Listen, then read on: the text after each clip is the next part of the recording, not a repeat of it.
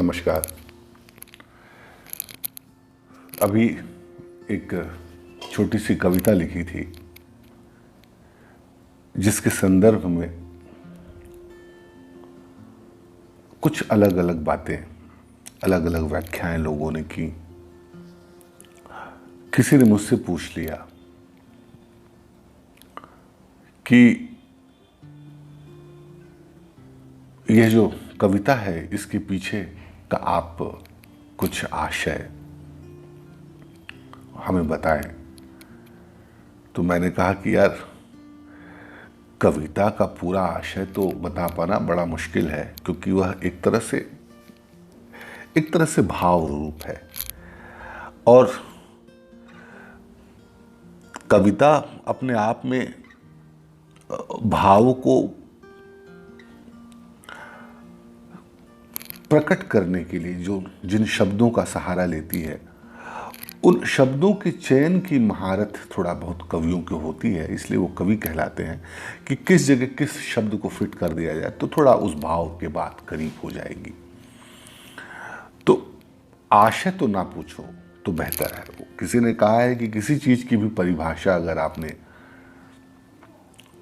या किसी चीज की व्याख्या अगर आपने कर दी, तो व्याख्या के हिसाब से उस चीज को खोजने जाओगे तो वह असंभव है मिलना। तो कविता की भी अगर व्याख्या कर दी जाए तो वह जो कविता है वह तो नहीं रहेगी। ये ठीक है पढ़ने पढ़ाने के लिए।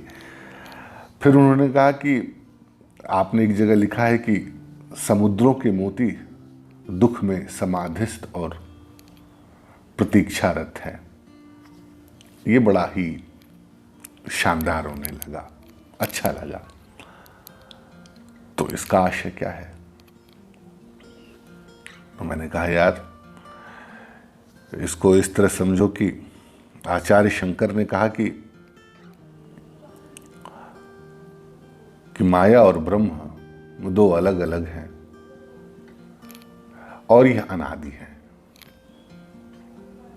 अनादिकाल से यह अनादि है, परस्पर भिन्न होते हुए भी ये एक दूसरे को सपोर्ट तो कर रहे हैं, पर सपोर्टिव मेंटालिटी अटैच नहीं है। वो ऐसे ही है कि चुंबक चुंबक को देखता है तो उसमें आकर्षण होता है और वो चिपक जाता है। पर कोई पूछने जाए कि चुंबक का कोई मोटिव था चिपकने का दूसरे चुंबक से, नेगेटिव पॉजिटिव जो पोल हैं उनका कोई मोटिव है क्या कि वो एक दूसरे से चिपक जाते हैं? तो कहना पड़ेगा मोटिव नहीं, ये एक प्रक्रिया है, संयोग की एक प्रक्रिया है। तो आचार्य शंकर ने ब्रह्म और माया की व्याख्या इस ढंग से की,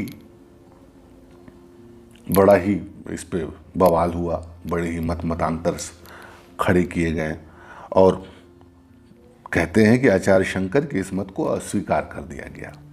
अंततः भक्तों ने, खासकर भक्त दार्शनिकों ने, भक्त कवियों ने और भक्त की परंपरा ने इसको स्वीकार नहीं किया। सांख्य भी कह रहे हैं कि प्रकृति और पुरुष, जो 24 तत्वों की व्याख्या की उसमें प्रकृति और पुरुष मूल रूप से उन्होंने स्वीकार किया और कहा कि पुरुष का स्वभाव है प्रकृति को देखना, और जैसे जैसे वह प्रकृति को देखता जाता है वैसे वैसे चीजें और भी पारदर्शी होती जाती हैं, प्रकृति अपने आप को खोलती जाती है और पुरुष उसमें उसको देखता हुआ आगे बढ़ता जाता है। इसी तरह 24 तत्वों का निर्माण होता है। मूलतः सांख्य ने इसकी विवेचना की है अपने सांख्य दर्शन में। पर दुख तो यह है पुरुष का और प्रकृति का, ब्रह्म और माया का, कि यह जो प्रक्रिया हो रही है यह हो अपनी जगह तो ठीक है, पर इस होने का जो भाव है, इस होने का जो अनुभव है, वह जब किसी दूसरे व्यक्ति को अज्ञान ही रूप में सही मिलता है तो इसके लिए वो छटपटाता है कि मामला क्या है। मसला क्या है, और इस छटपटाहट में वो अपनी सुध बुध खो बैठता है। तो मोती हो या मनुष्य हो या जीव हो या जंतु हो, उसी छटपटाहट के अंशी हैं, अंश रूप हैं। हम मोती को देखते हैं, मोती का सौंदर्य हमें भाता है, हम उसे अपने गले में मोती की माला बनाकर पहन लेते हैं। पर अगर यह जो सांख्य का प्रकृति और पुरुष है, शंकर का जो ब्रह्म और माया है, इस आधार पर मोती की स्थिति को अगर हम थोड़ा देखें तो हमें समझ में आएगा कि मोती भी अपनी जगह पर उसी ब्रह्म और माया की, जीवन और जगत की, तत्व और मीमांसा की विवेचना करते हुए उसके दुख में, क्योंकि उसे कुछ मिला तो नहीं, कहीं उसके मन में यह बात तो है कि इसके पीछे कुछ है, जो कुछ है वही सर्वश्रेष्ठ है, और सर्वश्रेष्ठ है उसके बारे में कुछ पता तो चल नहीं रहा है, तो वह अपने रूप को मोती के आकार में ढाल करके प्रतीक्षारत है कि वो उसके गले का, उसके कंठ का हार हो जाए। तो कविता यही है कि दुनिया भर के दुख जो आंसू बनकर नहीं बह पाए, उन्हें बारिश समझना। किसका बारिश, किसकी बारिश समझना? कौन है रो रहा है? प्रकृति रो रही है, पुरुष रो रहा है, आसमान रो रहा है, धरती रो रही है। यह जो बारिश हो रही है, इसको थोड़ा दार्शनिक काव्यात्मक ढंग से अगर विचार किया जाए तो वह जो तड़प है, जो बुद्ध की तड़प है, जो जरा और मरण को देख करके निकल पड़ते हैं, जो कबीर की तड़प है,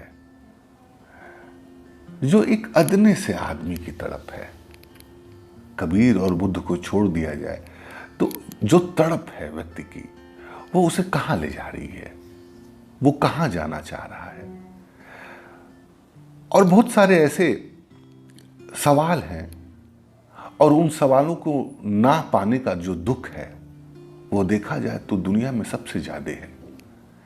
हम छोटे छोटे सवालों पर, छोटे छोटे दिक्कतों पर अपने आंसू को बहा देते हैं, पर हम जिस दिक्कतों के अभ्यस्त हो गए हैं, सनातनी परंपरा को अगर माना जाए तो हम इन दुखों को हजारों सालों से झेल रहे हैं, तो हम अभ्यस्त हो गए हैं, उन दुखों को अपने अंदर समाये हुए हम जिए जा रहे हैं। तो हम इसके लिए अब रोते नहीं हैं, क्योंकि हम इसके अभ्यस्त हैं, हम इसके आदी। हम इसके लिए रो सकते हैं कि हमारा कोई प्रेमी बिछड़ जाए, तो तात्कालिक रूप से जो हमें दुख होता है, वह दुख हमें रुला देता है। पर जो अनादिकाल से हमारे पीछे है, जो तड़प बन करके हमें परेशान कर रही है, हो सकता है कि हम पहले रोए हों, आसमान की तरफ अपने हाथ को उठा करके हमने प्रश्न पूछा हो, पर प्रश्न पूछने का यह जो सिलसिला है वो इतना पुराना हो गया, इतना पुराना हो गया कि अब हम अभ्यस्त हो गए हैं। तो वह जो आंसू नहीं बह पाए, तो बारिश को तुम वही आंसू समझना। यह जो नदी, तालाब, समुद्र, झरने हैं, वह दुखों के बही खाता है। कहते हैं ना कि जो जगह जगह पर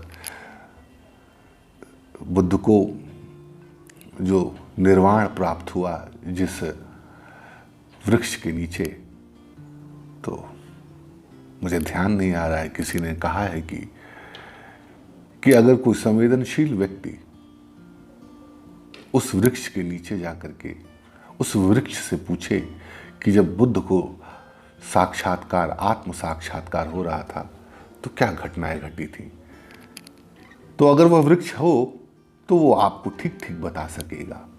इसीलिए तीर्थ स्थलों का कहते हैं कि महत्व है कि वो जो नदी है, वो जो तालाब है, वह जो मंदिर है, वह जो स्थान है जहाँ पर कोई अनूठी घटना घटी है,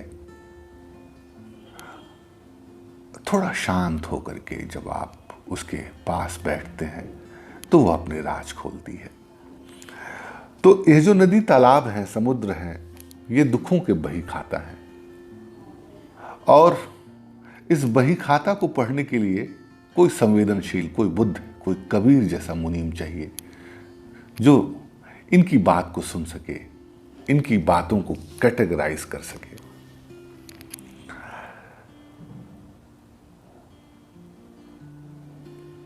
किसी मछली से पूछो इनके दुखों का राग। किनके दुखों का राग? पानी के दुखों का राग। कहते हैं कि पानी की, विज्ञान तो यह मानने लगा है कि जल की जो स्मृति है, हमारी अपनी स्मृति है, पेड़ों की भी अपनी स्मृति है, यहाँ तक वायु की भी अपनी स्मृति है। तंत्र तो इसकी विशद व्याख्या करता है। इधर विज्ञान ने भी यह स्वीकार करना शुरू कर दिया है कि जल की भी स्मृति होती है। तो जल की जो स्मृति है, वह स्मृति कुछ मछली के ढंग से व्यक्त होती है। मछलियों की जो चाल है, जो उनका अचानक दाएं बाएं मुड़ना है, वो कुछ और नहीं है, स्मृति की तड़प है। इसको अगर कोई मुनीम, कोई फकीर समझने के लिए बैठ जाए, हम जाल बस डालना जानते हैं, हम कांटे लगाने बस जानते हैं मछली को पकड़ने के लिए, पर मछली के पास बैठ करके अगर हम जल की स्मृति को समझ सकें तो हमें समझ में आएगा कि जो दुखों का अंबार है इस धरती पर, इस विश्व में, इस जगत में, उसका बही खाता और उसका साक्षात रूप मछली जानती है। समुद्रों के मोती, जो मछलियां, जो सीप, जो जीव जंतु तड़प के रह गए, वो साधना में, दुख की साधना में समाधिस्थ हो गए।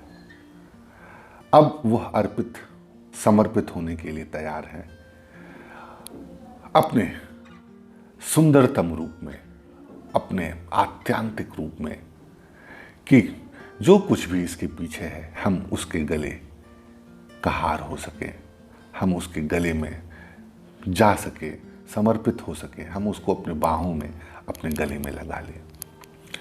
तो मसला तो कुछ इस कविता का थोड़ा बहुत जो मैं व्यक्त कर पाया अपनी ही कविता का, वो यह था। हालांकि किसी चीज की भी व्याख्या उस कविता को नष्ट कर देने के लिए होती है जिसकी हम व्याख्या कर रहे होते हैं। तो मौन, समाधि, मोती जैसी अवस्था अगर मिल सके तो हम मुनीम हो सकते हैं। हम नदियों का, झरनों का, तालाब का जो दुखों का बही खाता है उसे पढ़ सकते हैं, और उस बही खाता में हमारा भी कहीं नाम दर्ज है। हम खोज सकते हैं उसको कि हम किन किन दुखों से यहाँ तक आए हैं, और अगर ऐसे ही जीवन चलता रहा तो किन किन दुखों को भी और झेलना है, उससे हम अनुमान लगा सकते हैं। तो दुखों के जो मोती हैं वो समाधिस्थ हैं। इस अर्थ को अगर हम समझने के लिए आगे बढ़ सके तो जीवन की सार्थकता कुछ सामने आ पाएगी। आज इतना ही। साधु।